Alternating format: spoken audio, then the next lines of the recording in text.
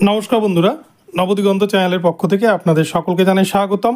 তো বন্ধুরা, এই মুহূর্তে সব থেকে বিগ ব্রেকিং নিউজ, সুপ্রিম কোর্টের তরফ থেকে যেটুকুটা জানা যাচ্ছে, ঐতিহাসিক জয় সুপ্রিম কোর্টের 20-22 ডিএলএডদের। আমি কিন্তু আজকে সকালে ভিডিও দিয়ে বলেছিলাম যে 20-22 ডিএলএডদের কিন্তু আজকেই প্রায় 2000 প্রার্থীর কিন্তু কপাল খুলতে চলেছে।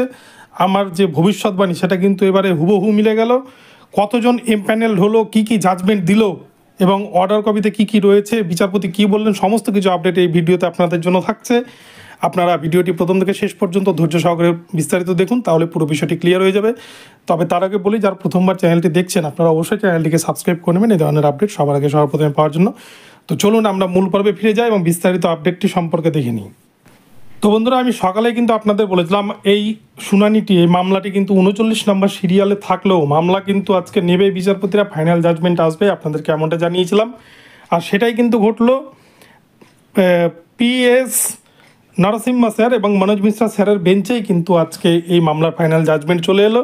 তবে অর্ডার কিন্তু, এই মামলার যে জাজমেন্ট, সেই জাজমেন্ট কিন্তু রিজার্ভ রাখলেন বিচারপতি। কিন্তু মামলার আজকের যা শুনানি হয়েছে সেই শুনানি থেকে কিন্তু পরিষ্কার বোঝা গেল এই মামলায় 20-22 ডিএলএডরা ঐতিহাসিক জয় পেল সুপ্রিম কোর্টে। আপনাদেরকে আগের দিনই বলেছিলাম, আজকেই বলেছি সকালে, যে প্রাথমিক শিক্ষা পর্ষদকে কিন্তু সাবমিশন দিতে বলা হয়েছে যে কতজন কাট অফ ক্লিয়ার করতে পেরেছে।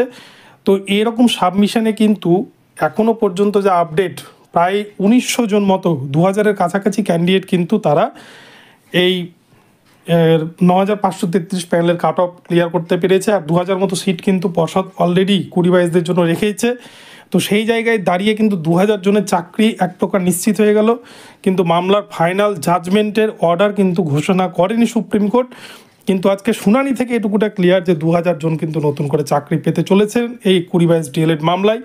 প্রায় প্রত্যেকেরই কিন্তু চাকরি হয়ে যাওয়ার কথা। হয়তো 500 বা 550 মতো ক্যান্ডিডেট তারা কিন্তু পড়ে থাকবে।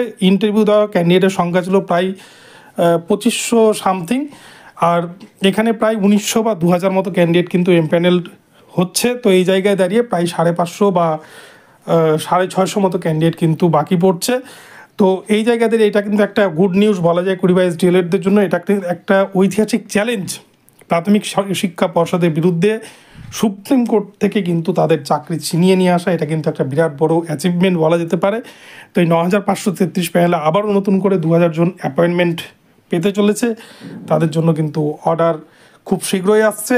এবং আজকে এই যে 2000 জনের কপাল খুললো, তাদেরকে নতুন জীবনে অনেক অনেক শুভেচ্ছা জানাই। তো বন্ধুরা, এখন এই পর্যন্ত রইলো। অর্ডার কপি আসলে বিস্তারিত আরও জানাবো।